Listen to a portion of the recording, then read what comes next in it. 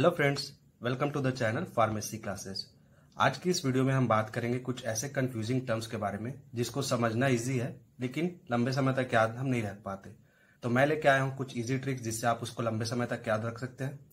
तो चलते हैं हम अपने पहले एग्जाम्पल की तरफ। का पहला पेयर ऑफ टर्म है gram positive bacteria and gram negative bacteria. दोनों टर्म्स को आप लोगों ने काफी बार पढ़ा है, सुना है, लेकिन लंबे समय तक हम उसको याद नहीं रख सकते दोनों में क्या डिफरेंस है वो। तो यहाँ पर मैं स्टैंडिंग टेक्निक्स के डीप में नहीं जा रहा हूँ, इसके बजाय दोनों में बेसिक कैरेक्टरिस्टिक डिफरेंट क्या है मैं वो बता रहा हूँ यहाँ पर। ठीक है, तो पहले तो आप देख सकते हैं मैंने दोनों को अलग अलग कलर से डिनोट किया है। ग्राम पॉजिटिव बैक्टीरिया को मैंने ब्लू कलर से किया है और ग्राम नेगेटिव बैक्टीरिया को मैंने रेड कलर से ड्रॉ किया है। ठीक है, तो इससे आप समझ सकते हैं दोनों का colour different. Gram positive bacteria जो होता है वो क्या होता है, पर्पल कलर स्टैंड करता है। पर्पल कलर मेरे पास था नहीं तो मैंने ब्लू कलर से यहाँ पर इंडिकेट कर दिया है। पर्पल कलर जो ब्रिंजल का कलर होता है, ठीक है, वो है। और यहाँ पर ग्राम नेगेटिव बैक्टीरिया जो होता है वो रेड कलर का होता है। आफ्टर स्टेनिंग फाइनल इसका जो कलर आता है वो रेड रहता है और इसका जो फाइनल कलर आता है वो है पर्पल। ठीक है, तो इसको याद रख सकते हैं आप। P for gram positive, P for purple. पहला ट्रिक तो यहीं पर बन गया। ये पर्पल कलर क्यों स्टैंड करता है, क्योंकि इस पे रहता है थिक लेयर ऑफ पेप्टाइडोग्लाइकन। इसके जो सेल वाल रहते हैं उस पे थिक लेयर ऑफ पेप्टाइडोग्लाइकन रहता है, लेकिन इस पे बहुत थीन लेयर रहता है, thin layer of peptidoglycan.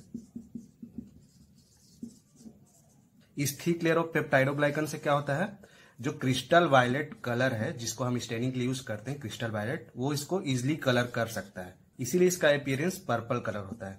Again यहाँ पर ट्रिक है, ग्राम पॉजिटिव P और P for peptidoglycan. Thick layer of peptidoglycan की वजह से ये पर्पल कलर होता है। तो इसके साथ ही ग्राम पॉजिटिव बैक्टीरिया में टाइकोइक एसिड रहता है जो कि इसका कैरेक्टरिस्टिक फीचर है। टाइकोइक एसिड पूछा गया है बहुत सारे एग्जाम में। और इसके कॉन्ट्रेरी में यहां पर LPS रहता है, लिपोपॉलीसेक्राइड। ठीक है, जब भी हमको ग्राम नेगेटिव बैक्टीरिया का याद रखना है तो LPS याद रखना ही है। ठीक है, लिपोपॉलीसेक्राइड इसका कैरेक्टरिस्टिक फीचर है। दोनों में जो नेक्स्ट डिफरेंस है वो है किलिंग कैपेसिटी का। तो ये इजिली कील्ड हो जाता है। अगर कोई भी एंटीबायोटिक देते हैं या कोई भी क्लीनिंग सॉल्यूशन इस पे अप्लाई करते हैं तो ये इजिली कील्ड हो जाता है। ये भी ड्यू टू पेप्टाइडोग्लाइकन लेयर की वजह से। थिक पेप्टाइडोग्लाइकन लेयर होने से ये इजिली कैच करता है एंटीबायोटिक्स को या फिर कोई भी क्लीनिंग सब्सटेंस को, और ये इजिली कील्ड हो जाता है क्योंकि इसका आउटर मेम्ब्रेन हट जाता है। लेकिन इस केस में क्योंकि थिन लेयर है पेप्टाइडोग्लाइकन का तो इसको कील करना, कीलिंग इज डिफिकल्ट।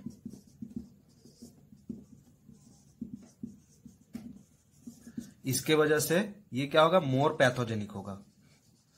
क्योंकि किल हम इजिली नहीं कर पा रहे हैं तो इसको मोर पैथोजेनिक बोल सकते हैं हम। डिजीज कॉजिंग जो कैपेसिटी है इसमें ज्यादा रहेगा और इसमें लेस पैथोजेनिक रहेगा। ठीक है, किलिंग की वजह से ये लेस पैथोजेनिक है और ये मोर पैथोजेनिक है। अब हम दोनों में एक एक डिजीज देख लेते हैं जो मोस्ट कॉमन है। Gram positive bacteria most common disease क्या कॉज करता है, UTI, urinary tract infection. Okay, और यहां पर न्यूमोनिया।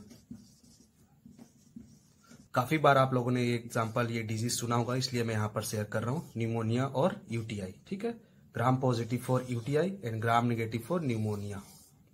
अब जो मोस्ट कॉमन एग्जांपल वो भी देख लेते हैं। इसमें क्या है, कोकस वाले स्पीसीज जो आते हैं जैसे कि स्ट्रेप्टोकोकस, स्टेफाइलोकोकस। इस पे जो मोस्ट कॉमन एग्जांपल है बैक्टीरिया का वो है नाइजेरिया।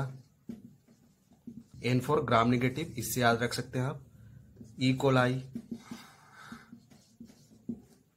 सीडोमोनास। ये कुछ कॉमन बैक्टीरिया हैं जो कि ग्राम नेगेटिव बैक्टीरिया हैं, और ग्राम पॉजिटिव में कोकस हम याद रखेंगे। ठीक है, स्ट्रेप्टोकोकस, स्टेफाइलोकोकस, ये सब कॉमन बैक्टीरिया हैं।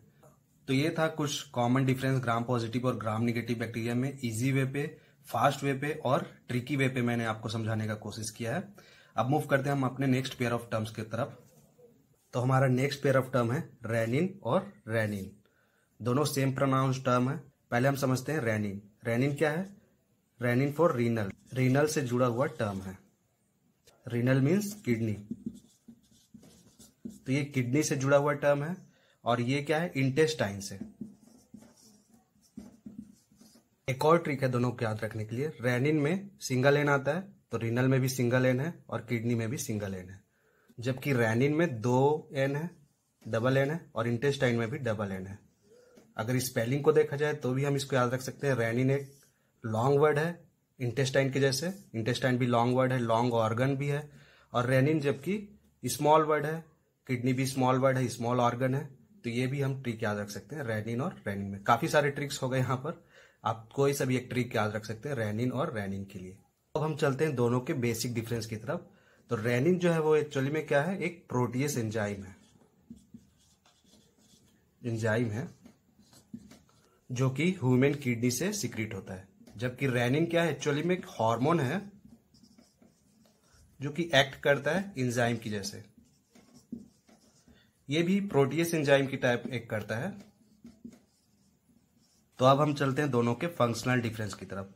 तो जो रेनिन है उसका मेन काम क्या है, एंजियोटेंसिनोजन को एंजियोटेंसिन फर्स्ट में कन्वर्ट करना, और एंजियोटेंसिन फर्स्ट फर्दर कन्वर्ट होता है एंजियोटेंसिन 2 में, जो कि अल्टीमेटली क्या कॉज करता है, बीपी को इंक्रीज करने के लिए। ठीक है, तो इसका मेन काम है बॉडी पे बीपी को इंक्रीज करने के लिए।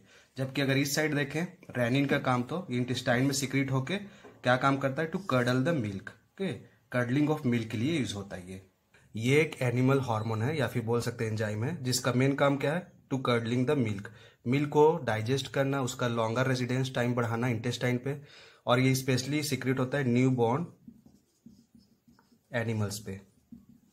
ठीक है, न्यू बॉर्न एनिमल्स पे सीक्रेट होता है ताकि वो मिल्क को डाइजेस्ट कर सके। जो मिल्क फीडिंग एनिमल्स रहते हैं उसमें ये सीक्रेट होता है। अगर सिक्रीशन की बात करें तो ये स्टिमुलेट होता है low sodium level in the tissue fluid. जब भी टिश्यू में सोडियम लेवल डिक्रीज होता है, बीपी डिक्रीज होता है, तो एक रास मैकेनिज्म के थ्रू एक सिग्नल भेजा जाता है किडनी को कि renin should be secreted to increase the BP. Okay, तब जाके इसका सिक्रीशन होता है to increase the blood pressure. Okay, लेकिन यहां पर अगर देखें तो इसका सिक्रीशन स्टिमुलेट होता है बाय फीडिंग ऑफ मिल्क। ठीक है, जब भी न्यूबॉर्न एनिमल जो है अगर वो मिल्क फीड करता है अपने मदर से, तो उसको डाइजेस्ट करने के लिए, उसका रेसिडेंस टाइम बढ़ाने के लिए इंटेस्टाइन पे एक सिग्नल भेजा जाता है इंटेस्टाइनल ग्लैंड्स को कि renin should be secreted. Okay, तब जाके इसका सीक्रेशन होता है। इसका अनदर नेम काइमोसिन भी है, काइमोसिन से भी इसको कई बार पूछा जाता है। तो ये था कुछ मेजर बेसिक डिफरेंस रेनिन और रेनिन पे। आई होप आप लोग को याद रहे लंबे टाइम तक। अगर आप लोग को ये वीडियो अच्छा लगा हो तो प्लीज़ लाइक, शेयर, कमेंट और सब्सक्राइब करना मत भूलिए इस चैनल को। मिलते हैं अपने नेक्स्ट वीडियो पे। Till then, thank you, bye bye.